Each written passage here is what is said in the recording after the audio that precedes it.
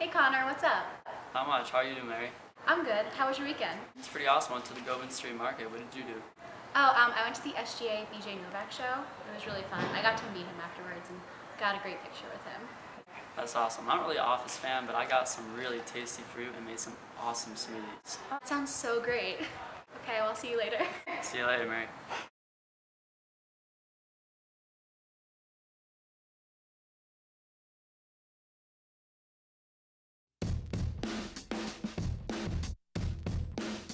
What are you thankful for? I am thankful for the food on this table. Who are you thankful for? I am thankful for swimming. I'm thankful for my health, my family, and my friends, both here and at home. And I'm really thankful that they all support me in everything that I do. Who are you thankful for? For my best friends and my family. What are you thankful for? Sunday dinner. What are you thankful for? I'm thankful for my coaches. I'm thankful for my dog, Daddy. I'm thankful to be at Loyola.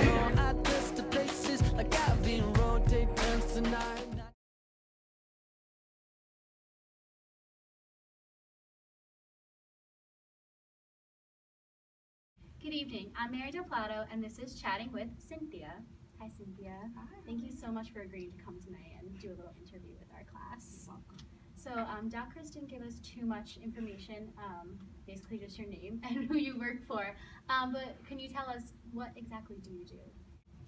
Currently, I work for the U.S. Army Corps of Engineers. It's a military organization, part of the Department of the Army, and we are the engineers and construction organization for the federal government.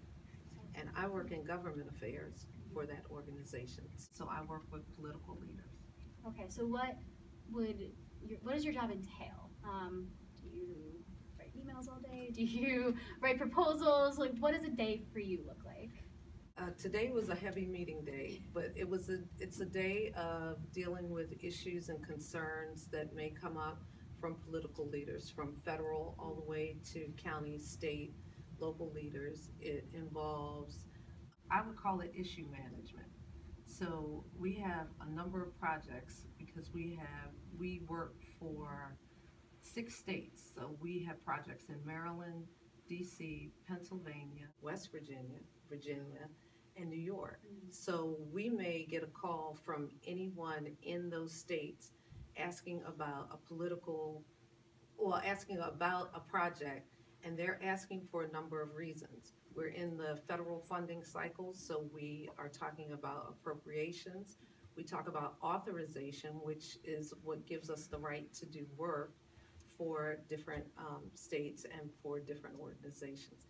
So the day can be very interesting. It was a meeting talking about some of our mega projects. They're projects that are over $1 million. We talked about federal projects. We're building on Fort Meade. We're building on Fort Belvoir. We're building on a number of Army installations around the area. So you said that you work in the Department of the Military, but you are a civilian. I'm a civilian. How is that, being a civilian in a military-based operation? Do you feel a divide between your military counterparts? Do you not? When you work for the military, you begin to understand their traditions and their customs. There are a number of things that they do, from change of command, which is when you get a new senior leader in, that's either a colonel or a general, but mainly for people who value what you do, then they appreciate your skill set and they appreciate what you bring to the table. So it's a very, I like the working environment. You're working with people who've been all around the world.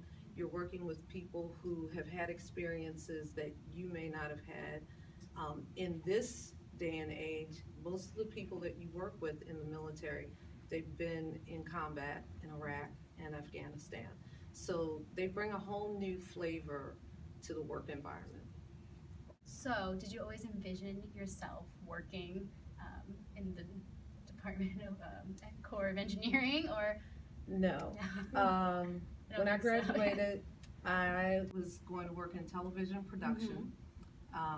liked working behind the scenes, had worked in news, loved working in a newsroom. You know, seeing a lot of things as an intern in television, so I was broadcast all the way. Started looking for a job, said, you know, don't know where I'm gonna have to move because Baltimore's in the top 20 markets, so you never start here. You always go somewhere else and come back. But the job market didn't offer a lot. So a friend of mine, she worked for the federal government. She saw a job announcement and she said, check this out, maybe you're interested. And I did, and I got hired. Within a year, I kind of found my niche. It was working with people who were in and around the installation, community organizations, chambers of commerce, things like that. And I decided I'll do this for about 5 years, and then I'll go into private industry, go back into broadcasting, because there is broadcasting in the military. There are TV stations and radio stations. So I was like, I'll go back into that. This is just a stepping stone. And I've been doing this for 20 years. Okay, so those 5 years really lasted a long time. They lasted a long time. But when you like what you do and you're passionate about what you do, you'll stick with it. I mean, and that's great that you found something that you were so passionate about and that you like to do, especially since it's not where you thought you would be at all. So you work for the Corps of Engineering, and I'm just curious that with everything going on with the new STEM programs and really encouraging younger girls to go into those science and engineering fields, have you noticed a difference in the gender ratios in the Corps of Engineering since those programs have been put in place? Well, I've only worked for the Corps for 12, as well as they do some work on college campuses also, still encouraging people to become involved in STEM. Female engineers, a lot of our female engineers graduated from a school not far from here, Baltimore Polytechnic Institute, and then they went to the universities, a number of local universities with strong engineering programs, and then they came to us. So it's a diverse organization. They do architecture, engineering, construction. There's even, pieces of it that we have interior designers. So we have folks that do a lot of different things. Yeah, sounds like a lot of different fields and personalities, I'm sure, all kind of thrown in there together. Now, before we started the interview, Doc Chris mentioned, asked some of the people in the class about if they were from New Jersey and New York and were affected by Hurricane Sandy. How do you play into all of that?